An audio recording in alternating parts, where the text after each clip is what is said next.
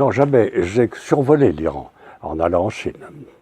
En revanche, vous savez que je suis de Bordeaux, peut-être.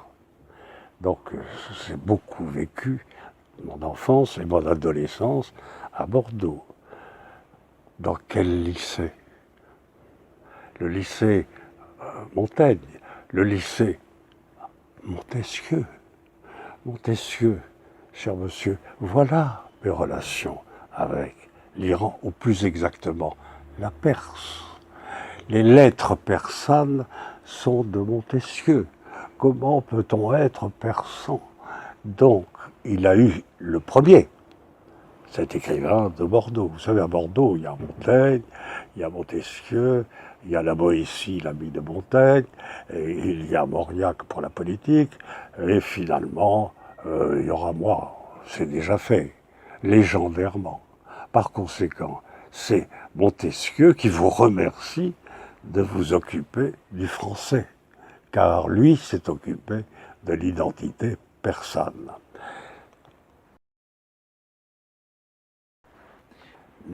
Je vais vous répondre. Attendez, j'ai besoin de prendre un livre ici. Pardon. Oui, je vais vous répondre sur la pratique de la poésie. Et vous allez voir que...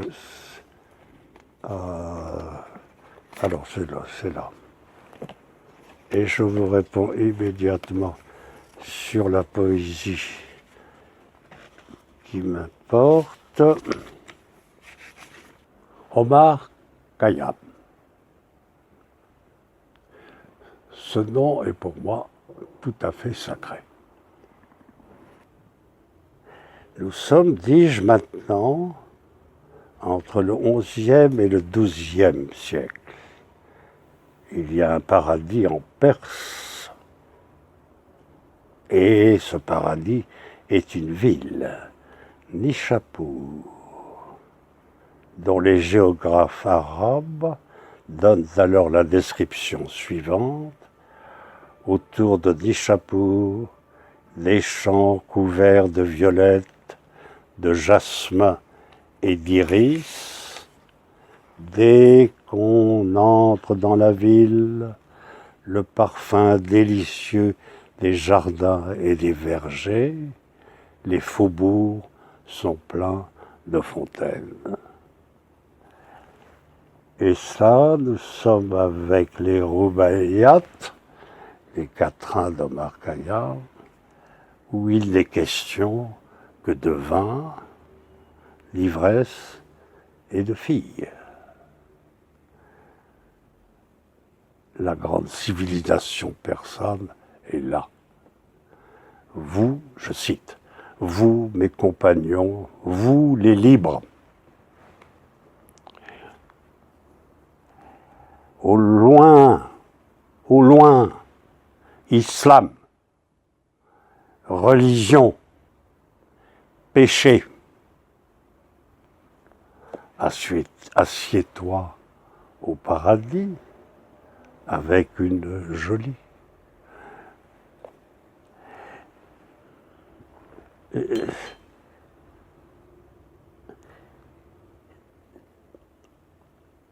Si je n'ai pas bu de vin, dit-il, ma jolie est comme de l'herbe. Si j'en ai bu un peu, c'est une rose. Mais si j'en ai bu beaucoup, alors c'est une tulipe. Le vin fait venir les filles en fleurs. Une jolie fille à joues de tulipe va nous servir du vin. Et Khayyam, à qui on doit entre autres traiter une méthode pour l'exercice des racines carrées et cubiques et une démonstration de problèmes d'algèbre, il est mathématicien et astronome en même temps. Vous voyez comme il est peu religieux. Et voilà pourquoi La Perse m'intéresse, mais elle m'intéressait déjà à travers Montesquieu lorsque j'étais lycéen. Par conséquent, c'est une civilisation grandiose qui a été réprimée, recouverte par quelque chose qui pourrait éventuellement me convenir si je décidais, pourquoi pas, de devenir chiite plutôt que sunnite. Voyez-vous? Voilà ce que je voulais, sur quoi je voulais insister. Merci d'être venu me voir. Boire du vin, je continue à citer, hein, boire du vin, chatouiller des geôliers comme des tulipes, c'est mieux que des cafarderies, des hypocrisies, s'ils sont damnés, hein, ceux qui font l'amour et qui boivent du vin. Qui donc voudra voir le paradis? Qui? Vous ne me direz pas que cette poésie magnifique n'est pas d'une actualité brûlante. Puisqu'en principe, si je deviens fou avec le Coran, je vais aller égorger et mourir pour être d'emblée au paradis. Comme vous voyez, Omar Khayyam, lui, vit sa vie au paradis, mais d'une façon qui ne peut que révulser tout ce qui peut être clergé religieux, n'est-ce pas? Alors, c'est une guerre entre la poésie et le moralisme religieux. C'est une guerre mortelle, cher monsieur.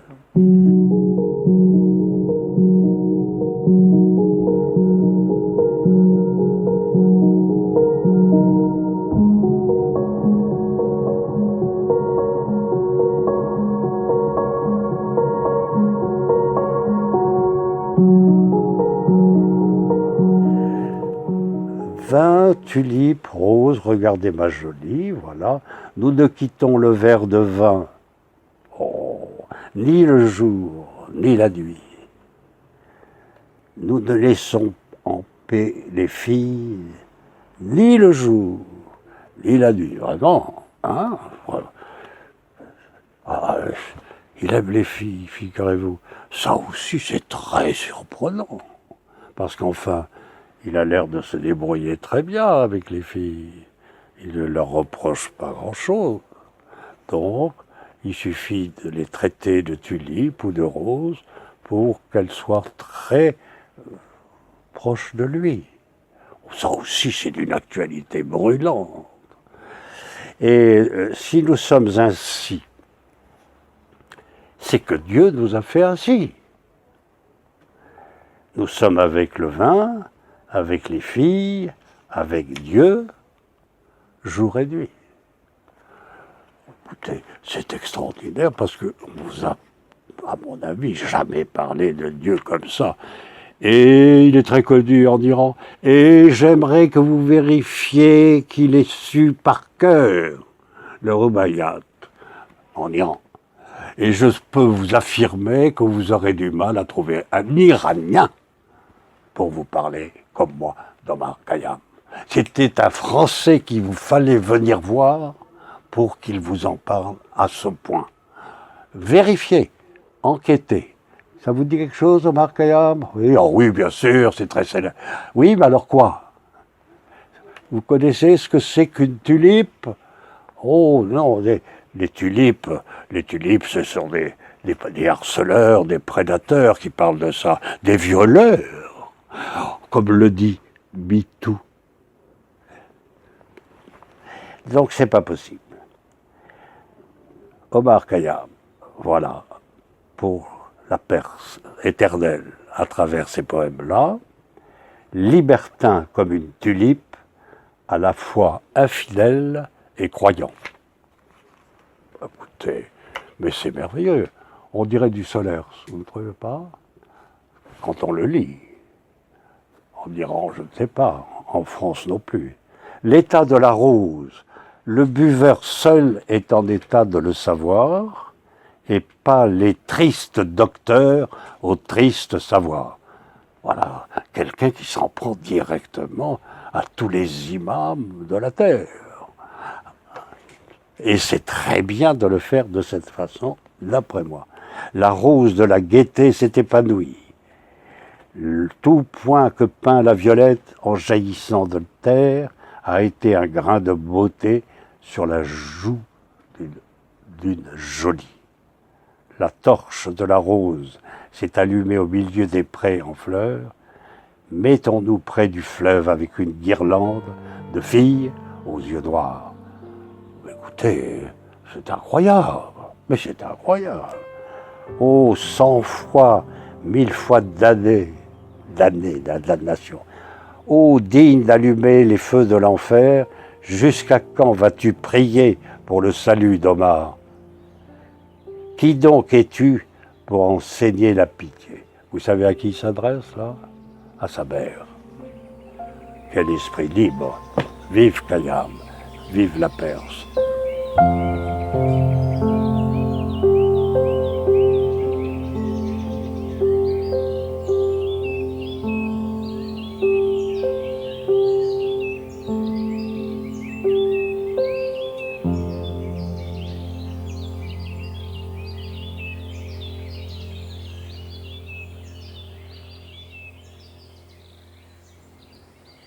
Eh bien, les grandes catastrophes culturelles doivent être étudiées. Voilà, c'est tout. Quand une civilisation n'a plus la force d'être elle-même, évidemment, il suffit que quelqu'un vienne avec un bâton ou un fouet ou des tanks pour changer la donne. Voilà. Les siècles, là, vous parlent comme vous voulez. Le 20e, notamment, n'est pas mal. Pourquoi l'Allemagne s'est-elle couchée sous Hitler? Pourquoi la Russie s'est-elle couchée sous Staline? Vous voyez pourquoi?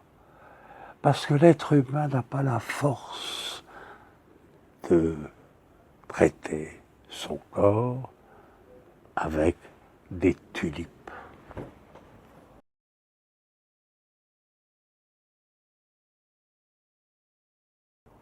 J'étais à New York et j'ai tout de suite vu l'occupation de l'ambassade américaine et ce qui s'en est suivi.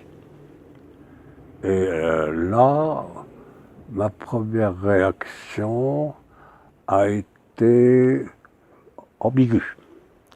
J'étais content, comme je le suis presque toujours, quand les États-Unis d'Amérique connaissent un revers en tant que superpuissance qui voudrait soumettre le monde entier.